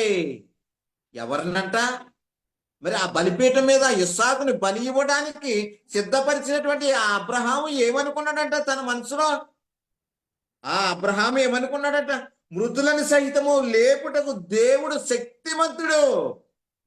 నా కుమారుడు ఈ బలిపీఠం మీద నేను బలిగా అర్పించిన సరే తనని మృతులలో నుంచి లేపడానికి శక్తిమంతుడు దేవుడు అని నమ్మాడు. కాబట్టి అది తన మనోనేత్రములు వెలిగింపబడి ఆనాడు ఒకానొక దినాన దేవుని కుమారుడైనటువంటి యేసుక్రీస్తు మృతులలో నుండి పునరుద్ధానుడే లేస్తాడు అని ఎరిగినవాడు కనుక మృతులను సహితము సజీవులుగా లేపడానికి శక్తిమంతుడు దేవుడు అని అబ్రహాము నమ్మాడు. కాబట్టి మరి తన కుమారుడైనటువంటి ఇస్సాకును బలిగా ఇవ్వడానికి వెనుతీయలేదు. మరి మోషే గారిని చూసినట్టయితే 24వ వచనం చూసినట్టు, మోషే పెద్దవాడైనప్పుడు విశ్వాసమును బట్టి ఐగుప్తు ధనము కంటే క్రీస్తు విషయమైన నింద గొప్ప భాగ్యమని ఎంచుకున్నాడు. ఎప్పుడు మోషే, ఎప్పుడు యేసుక్రీస్తు? ఎప్పుడు ఐగుప్తు సింహాసనము, ఎప్పుడు క్రీస్తు కొరకు నింద? మరి దానిని తన మనోనేత్రములు వెలిగింపబడినటువంటి వాడుగా మోషే గారు ఉన్నారు. కాబట్టి క్రీస్తు విషయమై నింద గొప్ప భాగ్యమని అప్పుడే ఎంచుకున్నాడు ప్రియులారా. ఆ విధంగా నీ మనోనేత్రములు వెలిగింపబడినట్లయితే నీవు తండ్రిని తండ్రిగాను, కుమారుని కుమారునిగాను ఎరిగి ప్రకటించి నిన్నును నీ బోధ వినివారిని రక్షించుకుని నీవు దేవుని చేత ఎరుగబడినటువంటి వాడుగా ఉండేటటువంటి క్రియలు, విశ్వాసము జరిగించాలి, నీతిని జరిగించాలి ప్రియులారా. క్రీస్తు విషయమై నింద గొప్ప భాగ్యమని ఎంచుకున్నాడట మోషే గారు. అటువంటి స్థితి, అటువంటి స్థిరత్వము నీలో, నాలో, మనలో ఉన్నదేమో గుర్తించుకొని ప్రియులారా. ఇక్కడ మనం పరిశీలన చేసినట్లయితే ఇక్కడ తిమోతికి రాసినటువంటి 2వ పత్రిక 1వ అధ్యాయం 12వ వచనంలో, ఆ హేతువు చేత ఈ శ్రమలను అనుభవించుచున్నాను గాని నేను నమ్మిన వానిని ఎరుగుదును గనుక సిగ్గుపడను. నేను ఆయనకు అప్పగించిన దానిని రాబోవు ఆ దినం వరకు ఆయన కాపాడగలని రూఢిగా నమ్ముచున్నాను అంటున్నారు. ఆ హేతువు చేత అబ్రహాము మృతులను సైతము సజీవులుగా లేపునని నమ్మాడు. మోషే గారు క్రీస్తు విషయమై నింద గొప్ప భాగ్యమని ఎంచుకున్నాడు. ఆ హేతువు చేత, ఆ కారణాల చేత నేను ఈ శ్రమలో అనుభవిస్తున్నాను. యేసుక్రీస్తు మన కొరకు శ్రమ అనుభవించాడు. యేసుక్రీస్తు మన కొరకు నిందలు అనుభవించాడు, అవమానాలు అనుభవించాడు. మరి ఆ శ్రమను నేను అనుభవించుతున్నాను. ఎందుకంటే నేను నమ్మిన వాడిని నేను ఎరుగుదును గనుక. నేను ఎవరికి అప్పగించాడట? నాకు అప్పగించిన దానిని రాబోవు ఆ దినము వరకు ఆయన కాపాడగలడు అని రూఢిగా నమ్ముచున్నాడట ప్రియులారా. ఆ నమ్మకము కలిగి ఉన్నట్లయితే దేవుడు మనలను ఎరిగినటువంటి వారుగా ఉంటారు ప్రియులారా. మరి ఈ లోకంలో మనం ఏం చేయాలంటే ప్రభు దగ్గరికి వచ్చిన తర్వాత, నమ్మి బాప్తిస్మం తీసుకున్న తర్వాత, మారు మనసు పొంది పశ్చాత్తపడి యేసుక్రీస్తు దేవుని కుమారుడు, రక్షకుడు, ప్రభువు అని మారు మనసు పొందిన తర్వాత, యేసుక్రీస్తు నామంలో బాప్తిస్మం తీసుకొని సంఘంలో చేర్చబడిన తర్వాత, మరి మన విశ్వాస జీవితం ఎలా కొనసాగిస్తున్నాము? దేవుని చిత్తం నాకు లోబడి జీవిస్తున్నామా? అన్ని విషయాల్లో దేవుణ్ణి సంతోషపరిచేవారిగా ఉన్నామా అనేటటువంటి విషయాన్ని మనము ఎరగాలి ప్రియులారా. మరి ఇక్కడ మనం ఈ లోక సంబంధంగా ఒక ఆలోచన చేసినట్లయితే, ఓ 2 కొండలు ఉన్నాయంటే ప్రియులారా, ఆ కొండ మధ్యన ఒక జలపాతం ఉందట. ఆ జలపాతం దాటడానికి ఆ ప్రక్క నుండి ఈ పక్కకి, ఆ కొండ నుండి ఈ కొండకి, ఈ కొండ నుండి ఆ కొండకి ఒక తాడు వేసి, ఆ తాడు పైన ఆ జలపాతానికి చూడడానికి వచ్చినటువంటి వారందరినీ సంతోషపరచడానికి ఆ వ్యక్తి ఆ జలపాతం పై తాడు వేసి ఆ పక్క నుండి ఈ పక్కకు, ఈ పక్క నుండి ఆ పక్కకు నడిచినప్పుడు మరి వాళ్ళు సంతోషించి తప్పట్లు కొట్టి ఆనందించారట. మరి ఆ నడిచినటువంటి ఆ వ్యక్తి అంటున్నాడట, నేను ఆ పక్క నుండి ఈ పక్కకి నడిచేనే, మీరు ఎవరైనా వచ్చినట్లయితే నేను మిమ్మల్ని క్షేమంగా తీసుకొస్తాను అని చెప్పినప్పుడు వారందరూ నమ్మారు. కానీ మీరొస్తారా అని పిలిచినప్పుడు ఎవ్వరు రాలేదంట ప్రియులారా. కానీ ఒక చిన్న కుమారుడు వచ్చాడట, ఆయనను ఎత్తుకున్నాడట. ఆ కొండ నుండి ఈ కొండకు, ఈ కొండ నుంచి ఆ కొండకు తీసుకుని వెళ్ళాడట ఆ జలపాతం మీద. మరి వచ్చినటువంటి కుమారుడు ఎవరని మనకు పరిశీలన చేసినట్లయితే తన కుమారుడు, ఆ వ్యక్తి యొక్క కుమారుడు. మరి నమ్మాడు, మరి క్షేమంగా తీడుకుని వచ్చాడు. మరి నువ్వు నేను నమ్మగలుగుతున్నామా? ఆయన శక్తిని ఆశ్రయించినటువంటి వారిగా ఉన్నామా? పైకి భక్తి గలవారిగా ఉన్నామా? పైకి చప్పట్లు కొట్టేవారిగా ఉన్నామా? మరి ఆయన మీద ఆధారపడేటటువంటి వారిగా ఉన్నామా? ఇక్కడ మనం పరిశీలన చేసినట్లయితే వీటన్నిటినీ మనం పొందుకోవాలంటే వేటిని విడిచిపెట్టాలి అంటే, ఇక్కడ చూసినట్లయితే యాకోబు రాసినటువంటి పత్రిక 4వ అధ్యాయం 1 నుండి 4 వచనాలు చూసినట్లయితే, మీలో యుద్ధములను పోరాటములను దేని నుండి కలుగుచున్నవి? మీ అవయవములో పోరాడు మీ భోగేచ్ఛల నుండియే కదా. మీరు ఆశించుచున్నారు కానీ మీకు దొరకలేదు, నరహత్య చేయుదురు, మచ్చరపడుదురు కానీ సంపాదించుకొనలేరు, పోట్లాడుదురు, యుద్ధము చేయుదురు కానీ దేవుని అడుగునందున మీకేమీ దొరకదు. ఇవన్నీ మీరు అనుకుంటుంటారు, మీ శరీరాలతో మీ ఆలోచనలతో యుద్ధాలు చేస్తుంటారు. కానీ దేవుని శక్తిని ఆశ్రయించినటువంటి వారుగా ఉన్నారు కాబట్టి మీకేమీ దొరకదు అంటున్నాడు. మీరు అడిగినను మీ భోగముల నిమిత్తము వినియోగపరచుటకై దురుద్దేశముతో అడుగుదురు కనుక మీకేమీ దొరకట్లేదు. మీరు పరిచర్య గురించి అడుగుతున్నారా? మీరు దేవుని కార్యాల గురించి అడుగుతున్నారా? దేవుని సువార్త ప్రకటించడానికి మీరు అడుగుతున్నారా?